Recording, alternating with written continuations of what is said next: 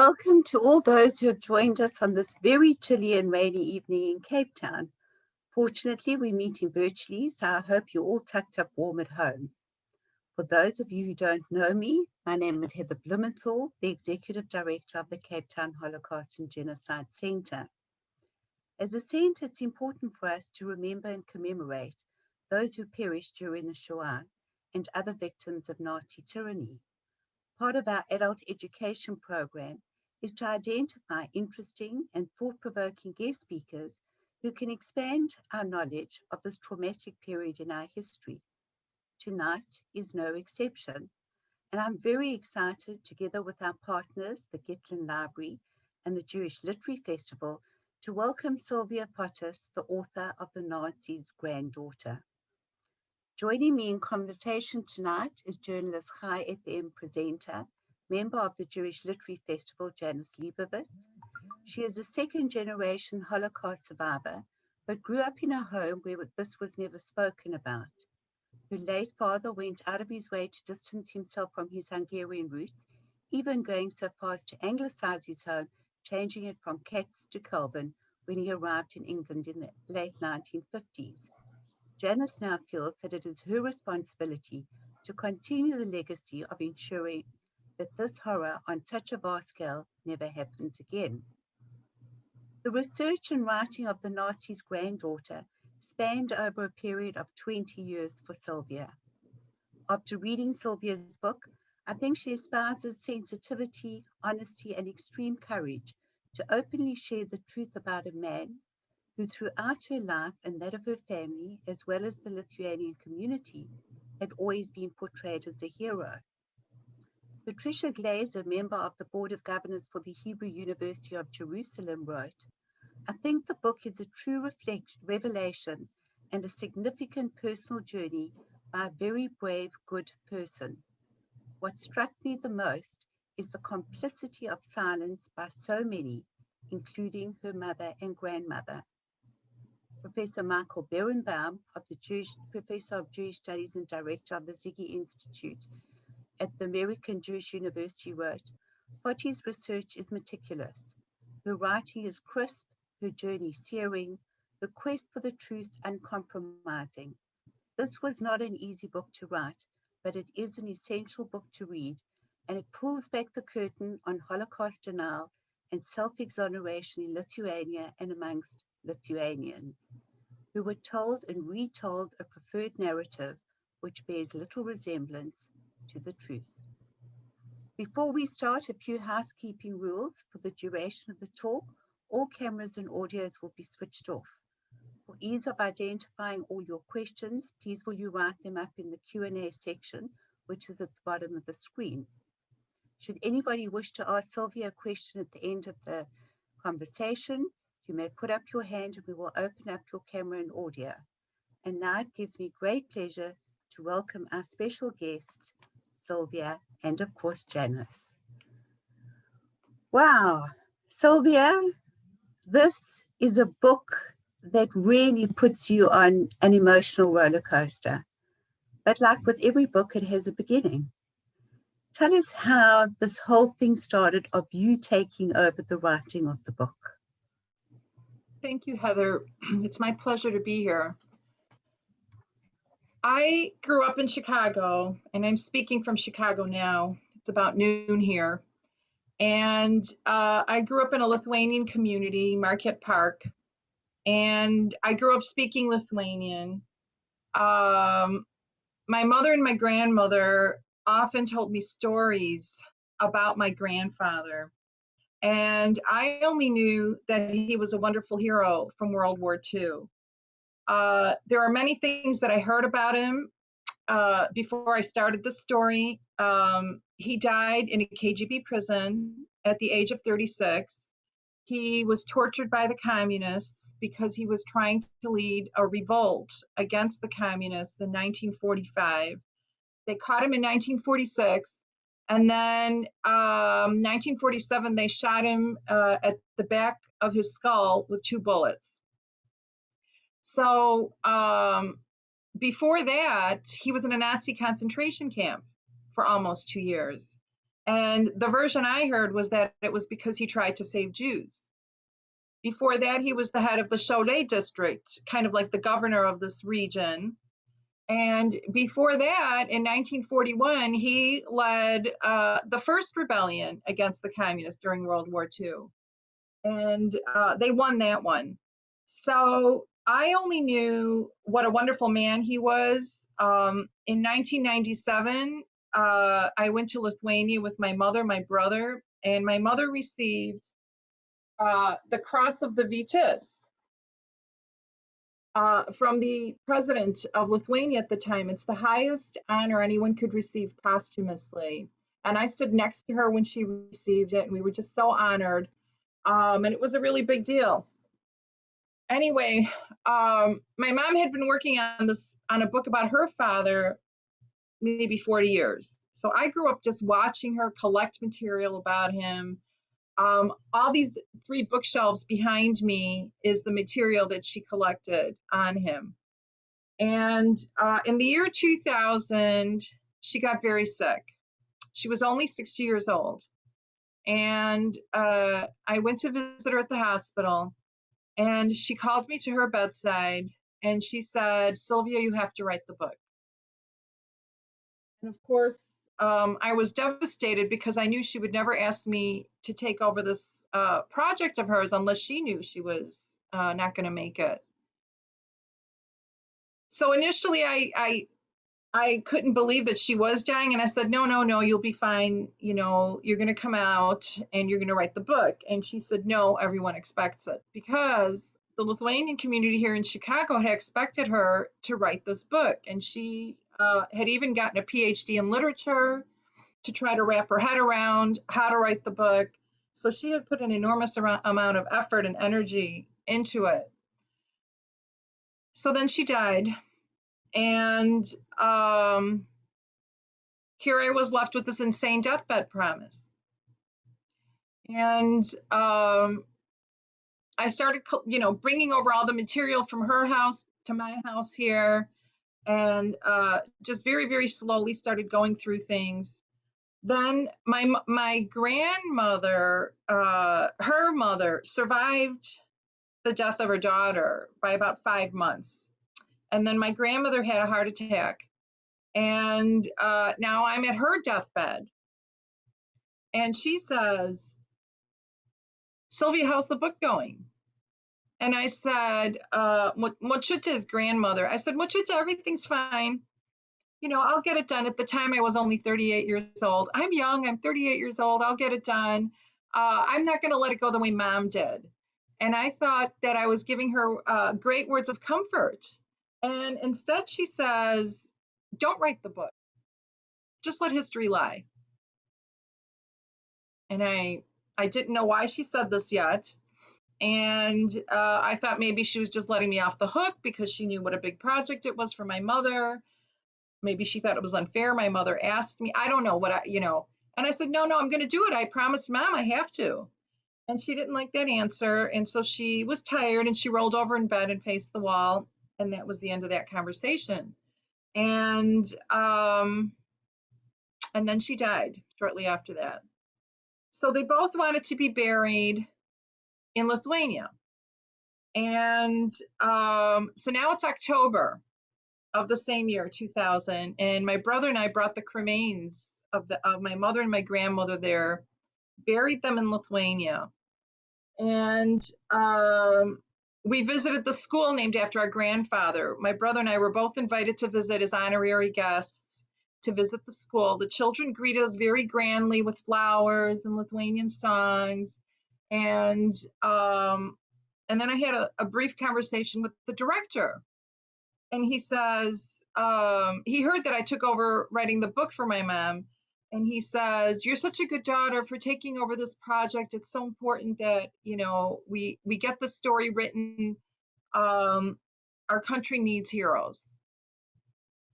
So I said, "Thank you. I hadn't really heard how you named the school after my grandfather. Why don't you tell me the story?" And he says, well, before we had this horrible Russian name, because Lithuania was occupied by the Russians since World War II to about 1990. And as soon as Lithuania got its independence again, they wanted to rename the school to a good Lithuanian name. And your grandfather was born here in this little town. So of course, we thought, he's such a magnificent hero that we should name the school after him. And I thought, okay, that makes a lot of sense. And I thought that would be the end of the story. But then he pulls me to the side and he says, but I got a lot of grief over naming the school after your grandfather. And I said, grief from who? And he said, from the Jews. And I said, what could the Jews possibly say about my wonderful grandfather? And he looked at me like it was strange that I did not know this. And he says, he was accused of killing Jews. And that was the first time I had ever heard just anything like this. I was completely blindsided. I felt like a punch to the gut. I think, maybe an out-of-body experience. I just, I was in shock. I was just in shock. And I had to sit down. And he says, but don't worry, that's all in the past. It's just communist propaganda. It's not true. So that was the beginning of the story. Okay, and so Sylvia, was this the first time that you'd ever heard anybody talk or say anything that was derogatory? I mean, I know that if you look at the bookcases, there were mounds and mounds of documents that your mother had of her research. Part of it being 3,000 documents from the KGB and their archives, which you translated. Did nothing in any of those documents give you any idea that your father wasn't, or your grandfather wasn't, the person that he purported to be? Yes, I spent many years going through everything, those 3,000 pages of his KGB transcripts of when he was tried by the KGB with 10 other men. I went through all those pages, and those are the pages that the Genocide Center ruled him to be a hero, because in those pages it never mentioned anything about Jews in there. So they based their entire case on those 3,000 pages of the KGB transcripts. It took me a long, at the time I had 2 young children. I was a journalist doing, working for everybody else except myself and writing this book. And so I had really not a lot of time. And I kept thinking that this is just not true. Anyway, I went into denial myself over all of this. The people here in Chicago from the Lithuanian community also said that it's just communist propaganda. It's not true. The Russians just don't want Lithuanians to have their heroes, so they're making this up. And but because I was a journalist, it was always in the back of my mind, and I said to myself, I can't just ignore it. I'm going to have to somehow address this now. And so I thought I would look into that whole era, and my hope was to exonerate him. So at that point, when I sort of made that decision, it's funny how the universe works. At that point, I started finding, even in my mother's archives, at least 2 damaging pieces of evidence. And so one of them was this little brochure called Pakelk Galva Lietuviai, or Raise Your Head Lithuanian, which I thought, when I looked at it, I didn't notice it the first time, because I thought, oh, it's just some like patriotic tract of, how wonderful it is to be Lithuanian. And so I kind of ignored it the first time I looked at it. But now when I was looking more thoroughly, I opened it up, really not knowing at all what to expect. And when I opened it, I was very shocked, because he's writing about, this was written in 1933. He was at the age of 22. He had just joined the Lithuanian army, and he wrote this from Klaipėda, which is a coastal town in Lithuania where he was stationed in the army. And he's writing about how the country is overtaken by the Jews, and the Jews have all the best positions, and it's time to boycott everything that the Jews are selling, doing, start buying from Lithuanians, not the Jews. And it's just going on and on like that for 32 pages. So this was the main thing, the first main thing that I saw. And, you know, as his granddaughter, I wanted to burn the document because this was just horrible. And so did you realize when you first read the book that the book was actually written by him? It took me, because I didn't really notice at the beginning. I just kind of started looking at it, and then, you know, then I'm like, who wrote this? You know, who's the author of this? And then I noticed it's my grandfather, Jonas Noreka, and I'm like, this just can't be. This is crazy. But it's true. So anyway, then I went to it a second time a few days later, and I noticed in my grandmother's handwriting, it says, 22-year-old young man. And so it was as if my grandmother appeared to me and was, you know, telling me he was just 22. He's just a hothead. What does he know? And it doesn't say anything about killing the Jews. It says about boycotting from the Jews. So this doesn't really prove anything. And I thought, okay, it's not good, but maybe it's not the end of the world yet. Then I saw something in here, Masinės žudynės Lietuvoje, massive slaughter in Lithuania. And the document I saw in here really was the end of the world for me. This is where I really, really changed my mind about what I had to really decide that now I have to believe these rumors, because there's something to them. This is a document of Holocaust. This is a book of Holocaust documents. And one of these documents in here was written by my grandfather, and it was from August 22nd, 1941. He was already the head of the Šiauliai district, kind of like the governor of that era. And it was, he was appointed originally by the Lithuania's provisional government, and the Nazis let him keep the position. So he worked right under a Nazi. He was kind of had the highest position a Lithuanian could have under a Nazi in that area. And the document called for the rounding up of all Jews and half-Jews in all of Šiauliai district, and to be brought to a Žagarė, where he wanted a new ghetto created just for them. And then he had, you know, all these bullet points of these things that had to be met, how much money they could bring, how fast they had to be rounded up within a week, and that the area needs to be marked off by barbed wire and nails. And so just lots of like points and details to it.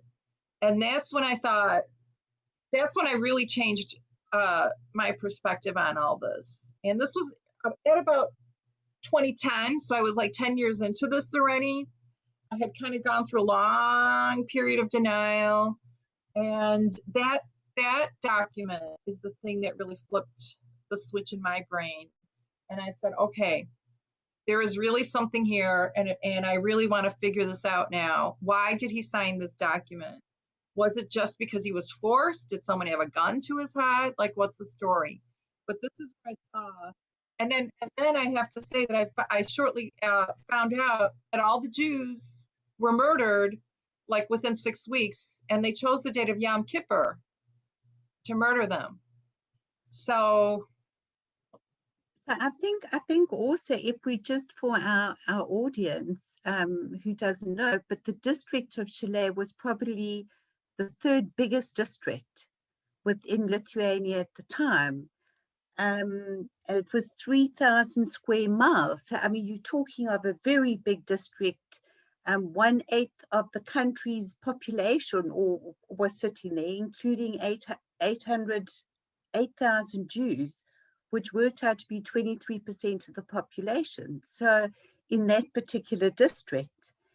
And I think that reading those orders, for want of a better word, and actually reading what it was, you know, who they had to collect, where did they have to put the Jews, the whole registration of the people, taking of jewelry and anything of value, putting them in the synagogue and then marching them out, must have been quite traumatic for you to read, because this puts a whole different perspective on your grandfather.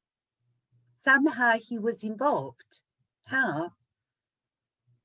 Yeah, it was devastating for me. It was very traumatic for me. I really did go into a state of depression, I think, for a while. I kept wanting to drop the whole project. And I kept asking myself, why me? I'm just the granddaughter. I'm not a PhD in history. Like, what's up with this? How come I'm the one discovering this information? Why hasn't this been written about before? And I thought, I don't really need to do this. I really don't. And so I just kept going back and forth. But eventually, you know, I would put it down for a while, and then a few weeks would go by, and it was like a magnet. It like pulled me back in. It was almost like watching a train wreck, I guess. I just couldn't stay away from the horror of it. I really wanted to know, and this part must be the journalist in me, that I really did want to know. And the story just kept getting bigger and bigger and bigger. It was like never just stop ending. It just kept getting bigger. One of the things I found interesting in the book was you had found, I think, 78 letters that your grandfather had written to your grandmother while after she had left Lithuania. And he came across as being a very romantic, very much in love with her, that you saw a very different face to this man. How did that, you know, having known all the content of the letters, having read them, having read your grandmother's responses, listening to the stories over years and years, how did that come into the conflict with the information that you were now finding out about your grandfather? Yeah, he wrote those letters from the Nazi concentration camp. He was in that camp from 1943 until the liberation, 1945. And during that time, he wrote 77 letters to my grandmother, and she kept them as if like the most treasured item that she ever had. And then, of course, my mother had them. And then after my mother's death, I read them all. And they were originally written in German. And my grandmother had translated them into Lithuanian for my mother. And then I ended up translating them into English. So, and while he was there, he wrote a fairy tale for my mother, a little fairy tale for my mother that was unfinished. But this is a fairy tale that my mother and grandmother always talked about with me too. So I just really romanticized my grandfather, and he was a very good-looking man. He died young, and his picture was always in our dining room. And you know, I mean, I looked at him practically every day of my life, and I idealized him, and I had him up on a pedestal. And to come across this information of him being so deeply involved in the Holocaust in Lithuania was just mind-boggling. I mean, I really like did something to my own identity as Lithuanian. I was so proud of being a Lithuanian. And, you know, I grew up thinking Lithuania is just a victim country of the Nazis and the communists. And to start getting a peek at some of the brutality that the Lithuanians had to the Jews, I just, it was like my head was exploding and my heart was breaking. So it was very difficult. I'm going to jump in here. Sylvia, you mentioned obviously you grew up idolizing your grandfather. I mean, there were shrines to him basically in your family home. But that had been instilled in you from birth.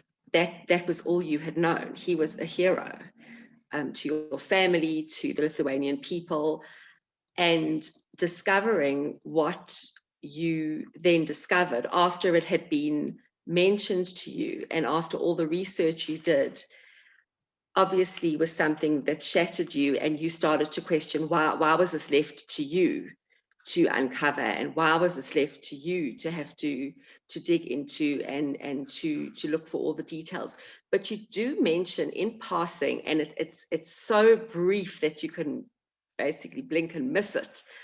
You mention in passing in the book that you have this feeling that maybe your mother heard something somewhere, but never found proof, or didn't look for proof, or didn't uncover any proof.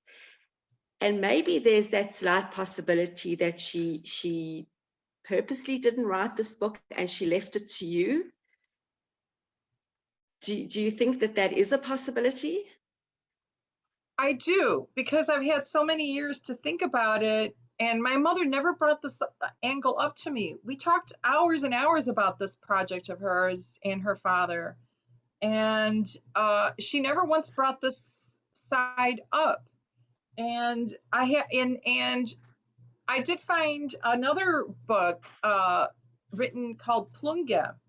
It's a memoir by a man called Aleksandras Pakalniškis, who was the secretary to my grandfather in Plunge in 1941.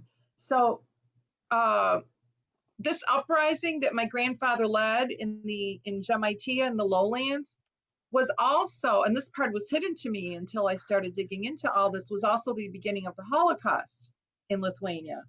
And I had never been taught about the Holocaust in Lithuania. It's like they chopped off perhaps the most important part of the story and only focused on Lithuania's beating the Soviets, beating the Russians. But they didn't talk about how the Lithuanians worked with the Germans to do it. And they didn't talk about how the Lithuanians killed the Jews, who they accused all of being communists. So anyway, this book that was in my mom's archive called Plunge had evidence in there that where this author says my grandfather gave the order to kill all the Jews in Plunge, and she had this underlined. So that's when I realized certainly my mom had read this and knew about it. And that book was written in the maybe early 80s. And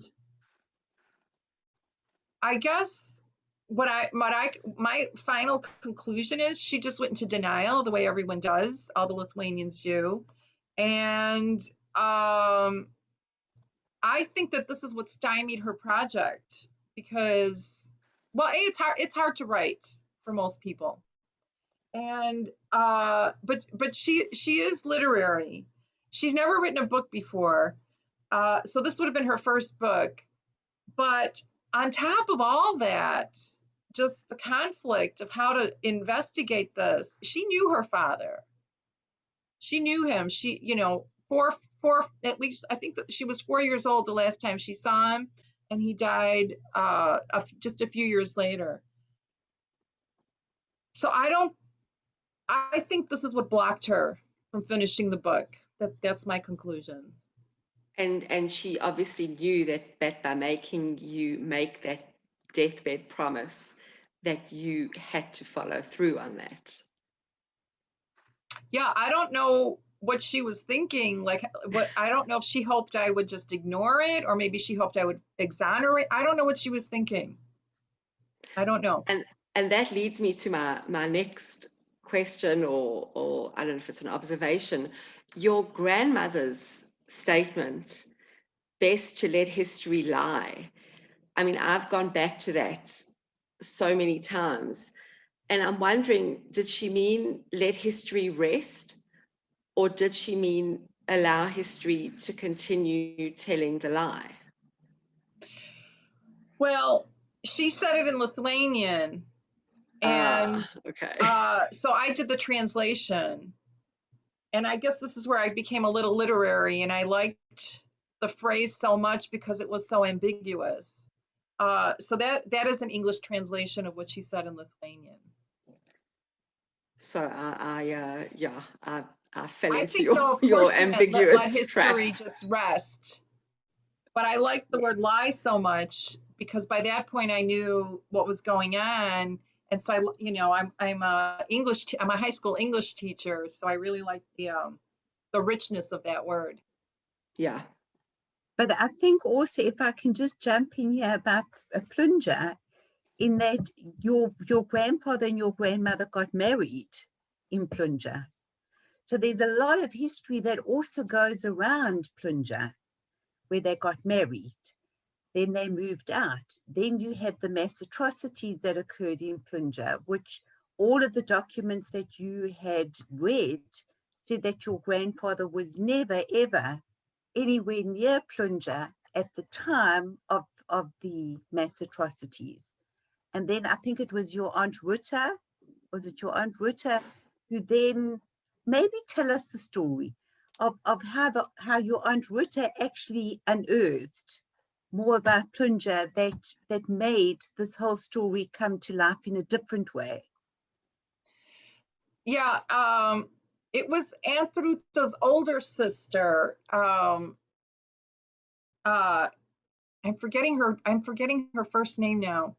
But anyway, she's the one who Aunt Ruta was not born yet in 1941. It was her older sister, who was 10 years old at the time, who was babysitting my mother in 1941.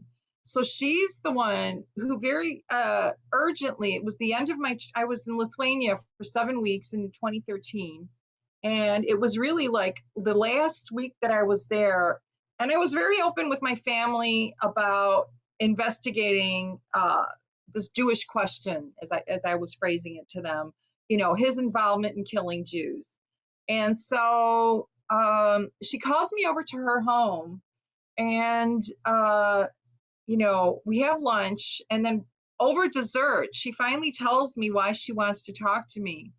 And she's the one who tells me that my grandfather basically took over a house that was formerly occupied by Jews in Plunga in 1941, and that family was at that time considered a very rich family, and it was a very noble house. I mean, today we would look at it and we'd be like, but I guess in 1941, it was a big deal. And that Jewish family escaped to Russia. They were one of like the 10% who knew to run. The other 90% thought it's not really nothing really bad is gonna happen. And of course they all got killed. So anyway, my grandfather and my grandmother and my mother and my other aunt, who kind of my grandfather's sister, who served as the nanny, all lived there. They took over that house and they just lived there. And they were there during all the massacres and everything. And this was kind of like the grand finale of my book. And it ended up being sort of the climax of the story, because the one witness who was alive, I kept asking him, how could my grandfather, who was the head of this region during the uprising, have no idea of how the Jews were getting killed? And he just kept making excuses. Well, he wasn't here, he was in Taché, or he was in Cholet, or, he was in this other town where my grandmother grew up. And so to find out that he had that house and that he lived there the whole time that all the Jews were getting killed, to me was the final last straw. And he hid that information. That my main witness hid that information from me. And because he knew how damaging it would be.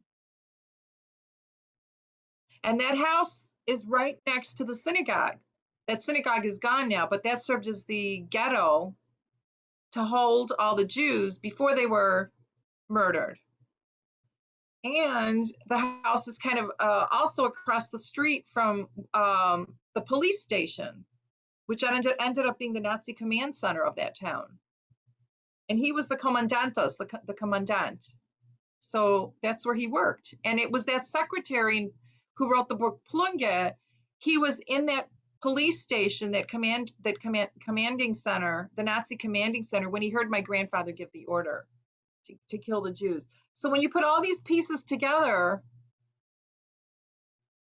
you know, this whole story was put together in such a painstaking manner because it was just one little detail next to one little detail next to another thing. And it's like a big puzzle. And then when you put everything together, all the different accounts and all the different stories, that's where you can really see the complete picture. And it's a brand new narrative for Lithuania and for me of what happened.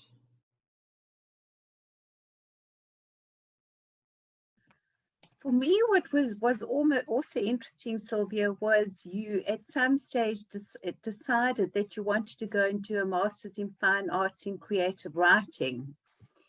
And while you were doing this, your cohort and your professors turned around and said, but Sylvia, you need to be the protagonist of the story. You can't be outside the story telling it. Take us through what happened and how that changed how you were thinking about writing the book and what you needed to have to go into the book. Yeah, you know, I had started the book as a journalist, and I was writing it in third person. I was interested in writing a biography of my grandfather, and I really did not see myself as part of the story. I was just going to be the reporter reporting on my grandfather and what was going on. And I had been sending it out to literary agents and getting rejection after rejection after rejection. And I thought, what am I doing wrong? You know, here I had a master's degree in journalism from Northwestern University, so it's not like I didn't know how to write. And I'm like, I can't figure out why I can't get interest in this story. And so out of desperation, I enrolled in an MFA program of creative nonfiction, and it took 4 years to do that. And I had to learn a completely new way of writing. And my professors, that's exactly what they said. They said, this is a story more about you and your journey of discovery. That's what's going to make it more interesting than just a third person historical biography of your grandfather. And you have to write it in first person. And that was like another shock to me, I guess, another big change I had to overcome. It seems so hard and so difficult to like shift gears like that. And it was, it took a lot of training for me. Like I had, we had to study memoirs and understand how they're written and the techniques that are used. And so I had to learn a whole new writing technique to write the story. But my professors were so supportive. Like they saw the potential in this story, and they were very encouraging the whole time. And then it was I got the degree in 2013, and I had only written a part of the story by then as my thesis. But at the end of it, when I had to defend my thesis, they said, you need to go to Lithuania and conduct your own research now. So that also was like, oh my God, what else do I have to do? And so that was the year I went to Lithuania for 7 weeks and kind of cleared my whole schedule the summer. And I spent the 7 weeks there. And that's about 2/3 of the book. 1/3 of the book is basically what I could discover on my own. And then the other 2/3 is what I discovered in Lithuania. Sylvia, tell us about Grant Gothen. Who's Grant? How did you meet him? And what role does he play in the book and in your life? Grant is a very amazing person. He's from South Africa. So he grew up there, and then he came to California. So when I thought I was done writing the book, it was like around 2018, I met him that year, and the way I met him was, you know, this was another challenge. People started telling me to get a literary agent, you have to get an author platform, and I'm like, what's an author platform? And basically, this is, you know, you have to get some publicity already around your subject, and you have to be kind of considered an expert in this before you can even get an agent. So, so one of the first things I did was put up a website. And literally within days, I got an email from a researcher in Lithuania, Andrius Kulikauskas, who says, I'm working for a man named Grant Goshen, and he is launching a lawsuit against the Genocide Center of Lithuania on Holocaust distortion concerning your grandfather. And I'm like, what?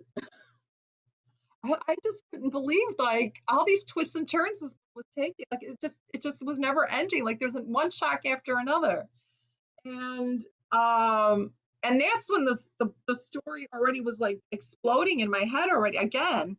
And Andres said, you really need to contact Grant. And I was very scared of contacting him because you know, I was worried that my grandfather played a role in killing his relatives and in Lithuania. And it took me about 6 weeks to talk myself into contacting him, because at the end of it, I told myself, who did I write the book for if it wasn't for someone like Grant? So I got my nerve up, and I wrote him a letter, and I think I have this marked. I'm going to read the letter that I wrote in here. It's really short, and I said, "Dear Mr. Grant Goshen, I believe you know who I am, the granddaughter of Jonas Noreka. After nearly 2 decades of research, I have come to the same conclusion as you have about my grandfather. For me, this is heartbreaking, but I'm finally ready to begin speaking about this more publicly.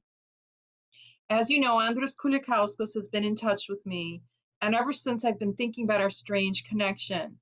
I have promised to write him a letter about my findings.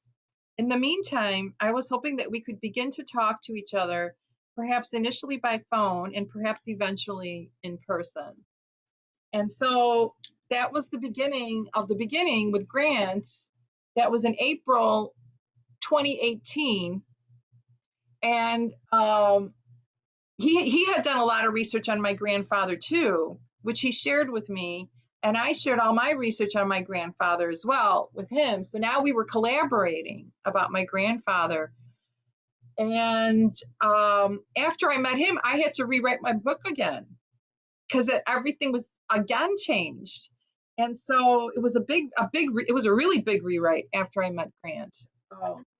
And then in the meantime, he tried to sue the Genocide Center for Holocaust distortion.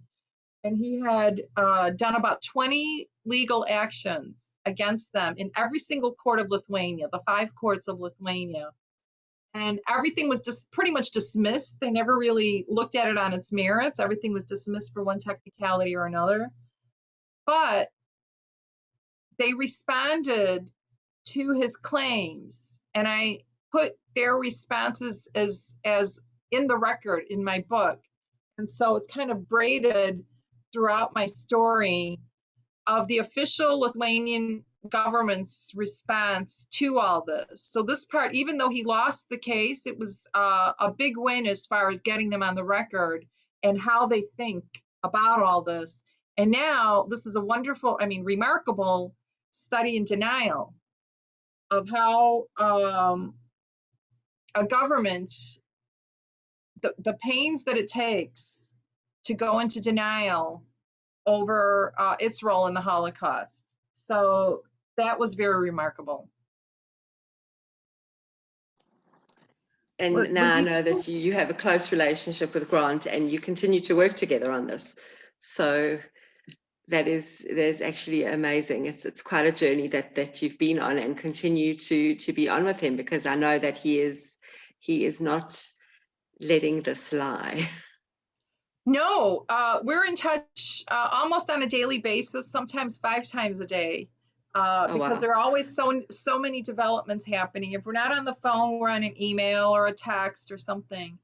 And there's always something going on. So now he has taken this case about my grandfather outside of Lithuania into the European Union's Court of Human Rights. So this is a really, really big deal. If that court decides to take the case, because they only take 5% of the cases presented, this would be a very, very big deal. So I guess we'll all know in about a year if they're gonna hear the case or not. So we'll wait to hear the outcome of that. And Mm. we wish Grant a lot of luck. I know that he is on this webinar with us tonight. So we wish him a lot of luck. Well, I must tell you, Sylvia, that there's another South African connection who you met during your book, was Simon Dovidovicius from Yes. the Sugawari Museum. So I met him. I went to Lithuania to film in the 2000s, and I met with him. Oh. A most wonderful, wonderful man. And he has family who, in fact, are living in Cape Town. Oh. So there's another South African connection. Oh, I didn't know that. Yeah. Yes, yes. But I just reading from your book, and with him taking you on the Holocaust journey through different Holocaust sites, that probably also created another perspective for you of what it really meant as far as the tragedy of what happened, the traumatic tragedy, the horror story that happened in Lithuania. Yeah. Before I went to Lithuania in 2013, I have a friend. He was a journalist for the Chicago Sun-Times, and he's Jewish. And we kept in touch. And he called me one day and said that he had just come back from a Holocaust tour in Lithuania. And I had never heard of that. I'm like, what's a Holocaust tour? And he's like, well, it's where you go and visit, sites where you think your relatives are buried. I'm like, oh, that sounds so, sad and terrible. And he says, yeah, but Jews do that. It's kind of a thing. And so this was like a brand new concept for me, that I didn't even know this was happening in Lithuania. So we hung up, and I kept thinking about, all these Jews visiting Lithuania with these Holocaust guides, going from pit to pit to pit. And I just couldn't stop thinking about it. And then I called up Howard maybe 1 or 2 weeks later, and I said, Howard, I have a really crazy idea. He said, what's that? And he says, what do you think of my calling Simon and asking him to take me on a Holocaust tour of where he thinks all the my grandfather was involved in killing Jews? And he's like, wow, that is really crazy. It's so crazy, it's good though. And that's what we did. He put me in touch with Simon, and Simon initially didn't want to do it because he I guess had found it very uncomfortable to work with a granddaughter of a perpetrator. But then he emails me back a few weeks later, and he says, I started looking into Jonas Noreka, and he's a very, very interesting character. And I'm getting drawn into his story. And I would like to be your Holocaust guide and do this. I think it will be very interesting. So I was like, yes. And I think he's a big highlight of the book. He taught me so much, too, of looking at the Holocaust in Lithuania, because I couldn't get the story from a Lithuanian. I could not get the story from a Lithuanian. No Lithuanian would tell me the story. I could only get the story of the Holocaust in Lithuania from Jews. And then I would tell this to Lithuanian, they'd be like, well, they're just Jewish. Of course, that's what they would say. And I'm like, what? So I feel like for one of the first times, this book marries the perspectives of the Lithuanian narrative and the Jewish narrative together, because they were always separate in separate books. I would read about the Holocaust written by Jews, and then a Lithuanian would barely ever touch it. If they did, it was in a very safe, abstract sort of way without getting anything personal or any details. And so that was as far as a Lithuanian could go. And so I think this is the first time that the story kind of goes through what a Lithuanian experienced and what the Jews experienced, all in the same town, all in the same area. And it's like Lithuanians were completely, or they pretended to be completely blind to what was happening to the Jews. And to me, that was also astounding. Because like half the town would be missing. You didn't notice half the town gone?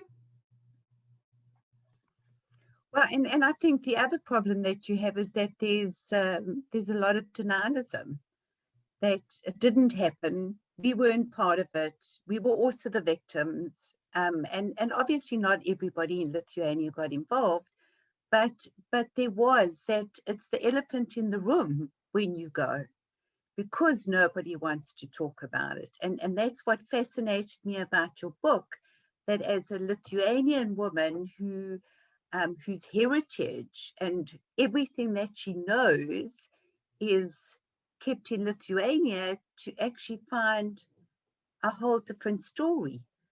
I mean, how did this actually affect your family, when your family and the people that you interviewed when this book came out? What did they say? They're upset. They're very upset. One member of the family threatened to sue me for defamation of character. They're very, very upset. And I don't know. I think it's like there's some kind of glass wall between what happened and what Lithuanians think happened. And they just cannot cross that glass wall into the other side and look at the horror of it.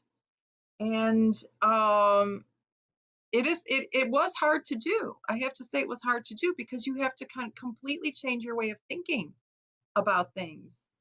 And most Lithuanians do not want to deal with it because it's too painful. It's very, very painful. And so they just put up a big wall of denial. And it's remarkable that this has gone on this long. And I think the reason is because of the Soviet occupation, a big part of it. I think, of course, it's convenient for Lithuanians not to have to talk about it, but that Soviet occupation really stopped them from examining anything, that they wanted to in their history. It was basically, this is how it happened, and we're the Russians, and we're going to tell you how it happened, and that was it. And it was a totalitarian regime. And so that was a big part. And the Soviets themselves called all the Jews who died Soviets. Like, they didn't even give the Jews their own identity as Jews. They just called them Soviets who died. And that's it. And so, and that fed into Lithuania's excuse that all Jews are communists. So it was like one mistake after another to just cover all this up. But going back to what Heather said, is that not part of the Lithuanian narrative of their denial? It's playing the victim. It happened to us. Look what happened to us. That's their whole narrative on what's happened. That's their denial. We are the victims, and that's their whole cover-up. That's their whole story on that whole part of their history. Yeah, very recently, a Lithuanian contacted me out of the blue, who I knew from many years ago, and he started talking about, well, what about what the Russians did to Lithuanians? And I'm like, yeah. And he's like, well, everybody knows about the Holocaust. Why are you writing about the Holocaust? And I said, but nobody knows about the Holocaust in Lithuania. And he's like, but you know, the Holocaust gets so much press. Why are you feeding into all that press? And I'm like, you know, anybody else could write a book about what they want, but I was writing about my grandfather, and that's what my focus was. And when I found out he was involved in the Holocaust, that's where my book took me. But it's like Lithuanians don't want to, they're upset that the Holocaust is getting more attention, that the Jews are getting more attention from the Holocaust than what Lithuanians suffered from the communists. And the Lithuanians did suffer tremendously from what the communists did to them. But it doesn't match, it's not genocide. And I told this to my friend, I said, what Lithuanians went through was not a genocide. And Lithuanians in their head are telling themselves what they went through was a genocide. And I said, no, it's displacement, it's imprisonment, it's torture, it's a lot of psychological pain, but it's not, you have to die to be genocide. Like that's a pretty strict rubric. And all of Lithuanians were not killed. And I made him think, and he said, oh, okay, I guess I shouldn't call it genocide. But there was just one person I convinced. One Lithuanian I convinced.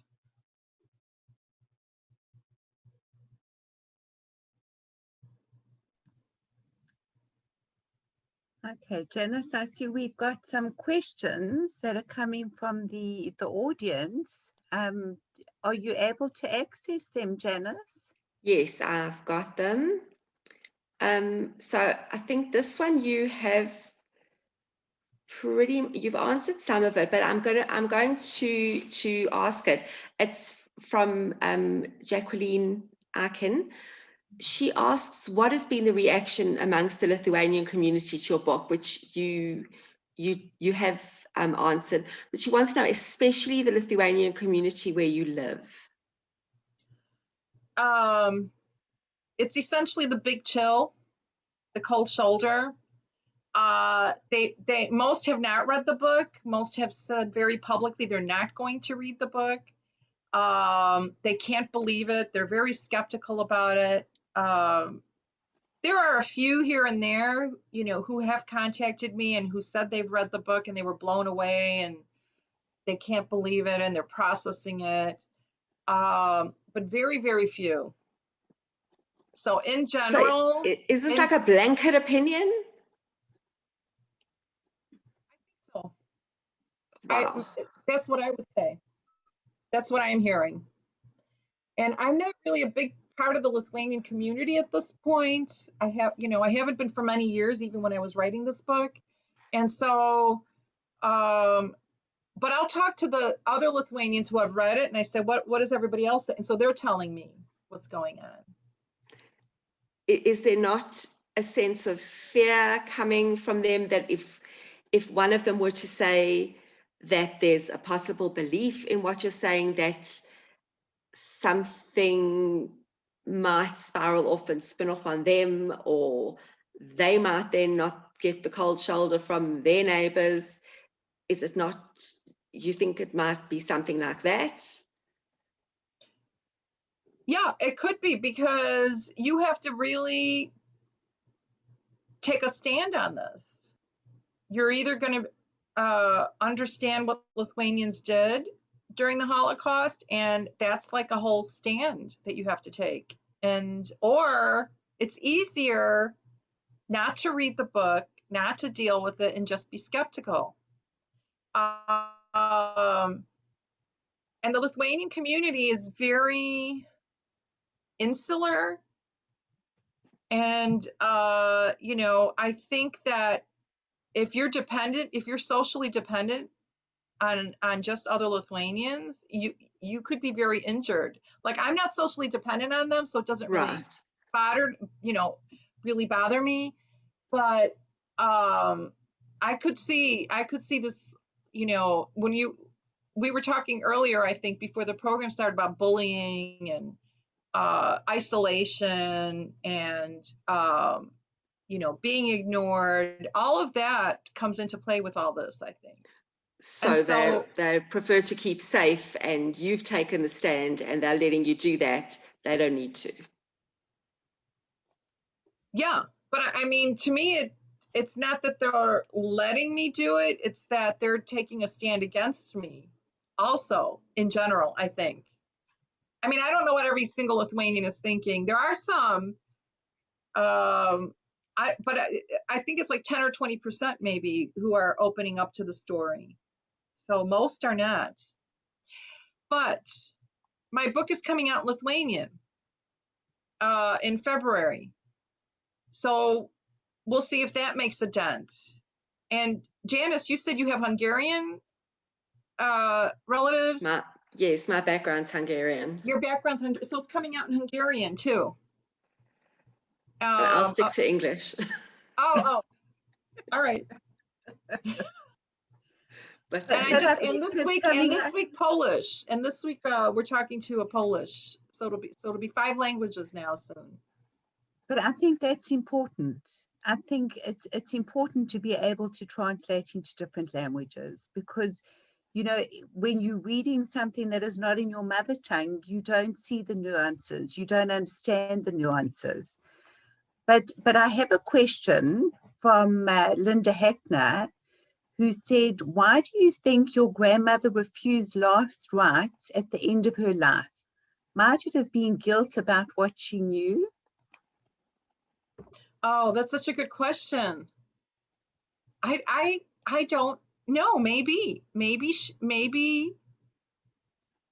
her other thing was it wasn't worth it, and I didn't know what I'm like, what wasn't worth it? And was she talking about the extermination of Jews? Is that what wasn't worth it? Which is what I think today, but I don't know, of course. And I don't understand why she did not take communion. That's like such an important thing to Catholics. And in her state, maybe she just felt like she wasn't worthy of taking it. I don't know. I really don't know. These are just all guesses. I mean, most Catholics want a confession and communion because then you think, at least you won't go to hell. So that's a pretty big deal. I don't know. I was shocked. There's also a question from Merle Katz. There's been another book written on Lithuania and the Holocaust, which was banned. There was limited distribution, and approximately 200 copies were published and apparently handed from one person to another.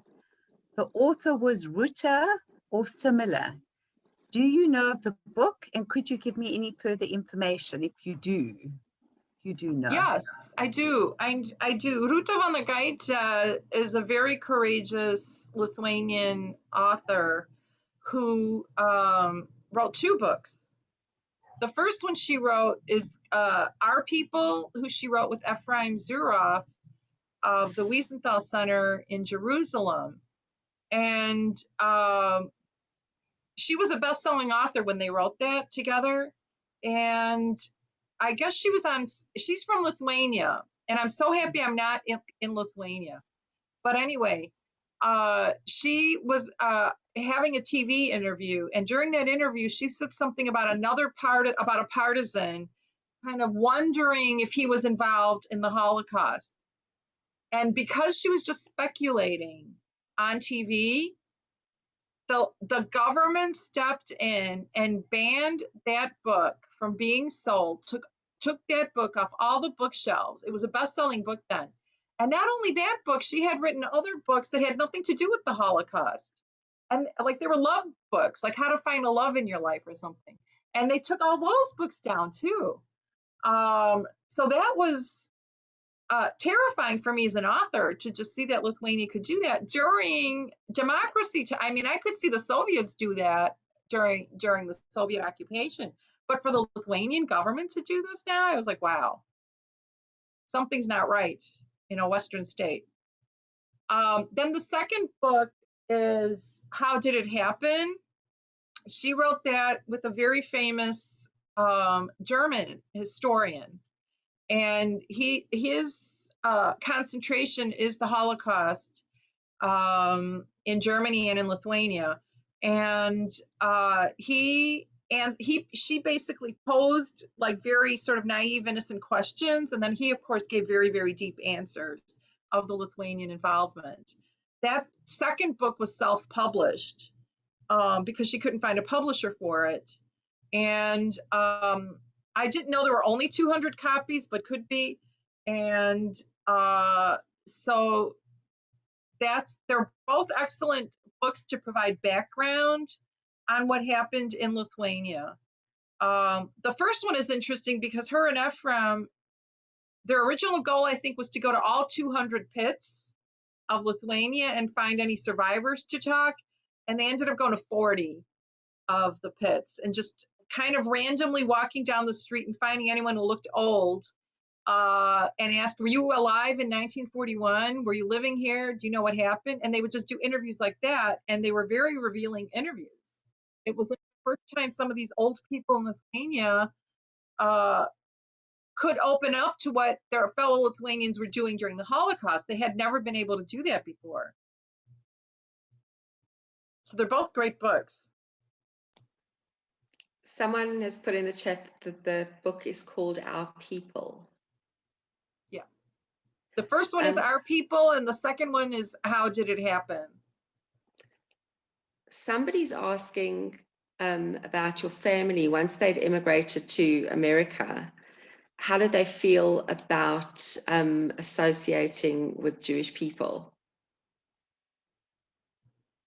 Was it something that you would have been aware of? Was it something that you would have thought of? And I suppose I want to add to that, the Lithuanian community, do they associate with Jewish people? Is it something they do? Is it something that they shy away from? My parents came as children. My dad was 9 when he came, and my mom was like older, maybe 16 when she came, because she lived in Argentina before she came here. But the Lithuanian community is very, very insular. They really only want to associate with other Lithuanians for the most part. And so when I was growing up and I went to kindergarten, I couldn't even speak English, even though I was born in Chicago. Both my parents wanted me to only speak Lithuanian in the house. I think all my friends were Lithuanian. It was pretty easy to do in Market Park in the 1960s. And so when I went to kindergarten, my kindergarten teacher was a little upset that I couldn't speak English. And my mom was just very proud that I only could speak Lithuanian. Like, to her, this was a point of pride. Like, she had done her job as a mother.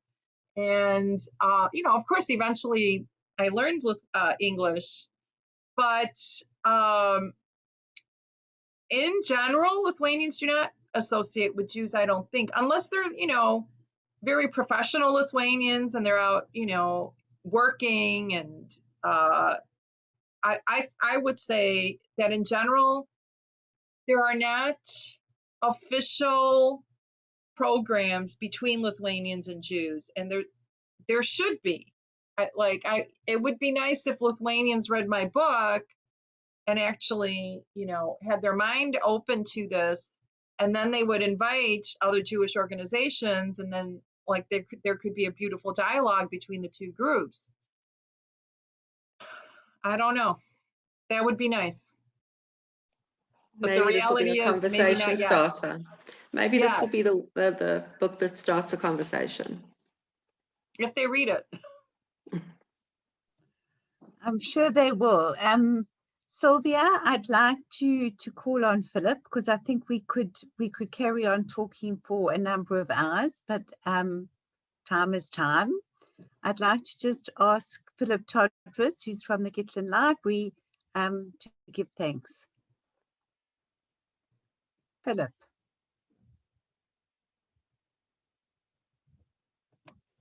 Hold on, let's see if we can. Hello, Heather. Thank you very much indeed. But a huge thank you to you, Sylvia. We have very much in common, I've discovered through the talk that you've given. You are a first-generation American with Lithuanian parents. I'm a first-generation South African with Lithuanian parents, and we also come from the same district. My late father came from Shaul, from that area, my mother from northeastern Lithuania, so we have a lot in common. So thank you for what you called a journey of discovery, but I think it goes way beyond that. It's a very brave journey of discovery. I think for all of us, it's far easier to go into denial, so do not be surprised that most people choose that path. And I think what you have done is extremely brave. It's very uncomfortable and very unsettling. I don't think we've even begun to examine what it has meant for you over 20 years of self-examination, which it really has meant, and coming to terms with the truth, which is extremely uncomfortable. So thank you for helping us and taking us there and taking us on a very powerful path.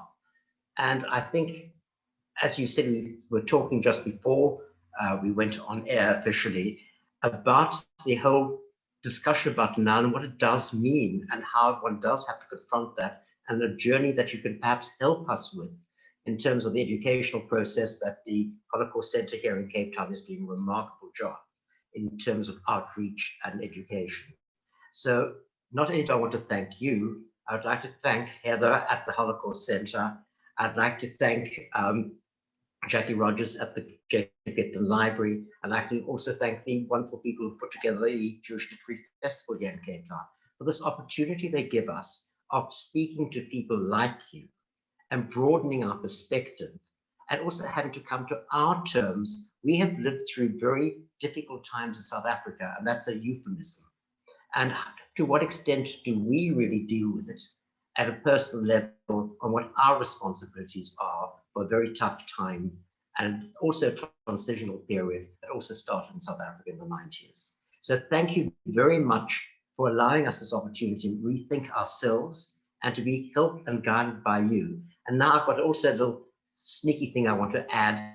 I gather there's a rumor that your book has arrived at the Gitlin Library. Not only has it arrived, I gather it arrived today. So it will be in the Gitlin Library. I'm sure you'll have to stand in line for it.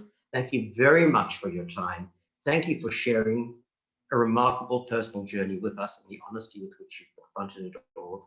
And a thank you to all those people involved in bringing you to Cape Town, even if it is virtually, and hope one day we'll even tempt you to be here in reality. So thank you to everybody. Thank you to you very, very much indeed. And on behalf of the Jacob Gitlin Library, the Holocaust Center, and the Jewish Literary Festival, as we say here, lots and lots of thanks, and we really appreciate you. So good night to everybody. I'm sure we'll be talking about this for a long, long time. Good night, everybody. Thank you all for participating. It's been a wonderful audience, and we really appreciate you being with us tonight. Good night, and God bless.